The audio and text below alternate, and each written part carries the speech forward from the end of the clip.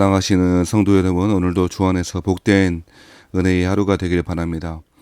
오늘 아침에 주시는 말씀은 하나님께서 이스라엘 사람들에게 만나를 주실 때에 많이 거두지 말고 한 사람당 한 오멜씩 공평하게 만나를 나누어 먹도록 그렇게 말씀하시지 않았습니까? 욕심 부리지 말고 하나님이 주시는 말씀의 법도에 따라 공평하게 만나를 거두어 먹으라고 말씀하셨습니다. 그런데 여섯째 날, 즉 안식일을 준비하는 날에는 2배의 양을 준비하도록 하셨습니다. 그래서 23절 말씀에 보면 너희가 구울 것은 굽고 삶을 것은 삶고 그 나머지는 다 너희를 위하여 아침까지 간수하라 라고 이야기하고 있습니다.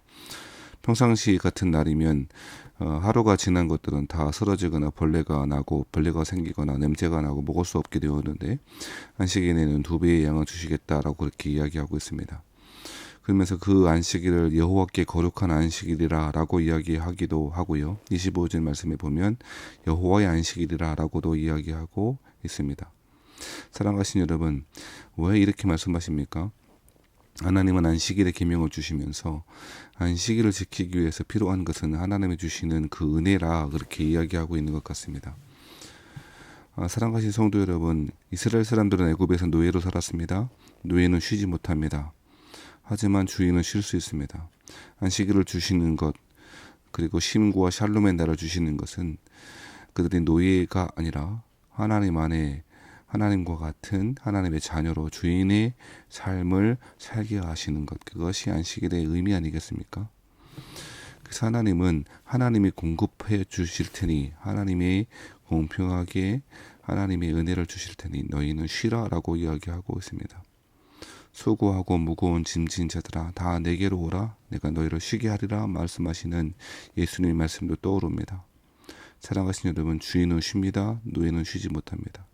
노예의 삶이 아니라 주인의 삶을 살아가신 여러분 되길 바랍니다. 그런데 이렇게 안식일을 지키기 위해서 필요한 것이 무엇입니까? 하나님이 여전히 그 안식일에도 하나님이 공급하신다, 하나님이 은혜를 주신다 라고 하는 것을 기억하는 것입니다. 왜 사람들이 쉬지 못합니까? 쉬지 못하는 이유는 하나님을 신뢰하지 못하기 때문입니다. 하나님이 날마다 은혜를 주신다라고 하는 그 믿음이 없기 때문인 것입니다. 그러므로 안식일을 지키기 위해서 필요한 것은 하나님을 믿는 믿음입니다. 사랑하신 성도 여러분, 오늘 본문의 말씀에 보면 어떤 사람들이 이 하나님을 믿지 못했다라고 이야기합니다.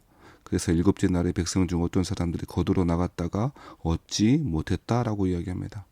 하나님이 공급하시는 힘을 믿지 못하는 것이고 하나님의 능력을 신뢰하지 못하는 것이었습니다.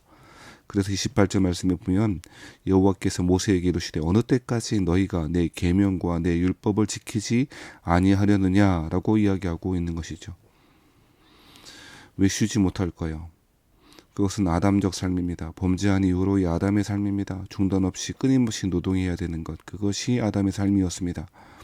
하나님은 그 사람들에게 내가 책임질 테니 내가 먹을 것 줄 테니 너희는 쉬라 라고 이야기합니다.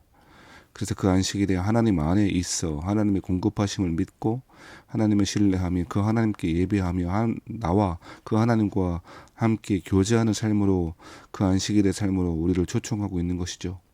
사랑하신 성도 여러분, 하나님이 주시는 그 믿음이 없다면 우리는 안식일을 지킬 수 없을 것입니다. 오늘 본문의 말씀은 이 사실을 잘 보여주고 있습니다.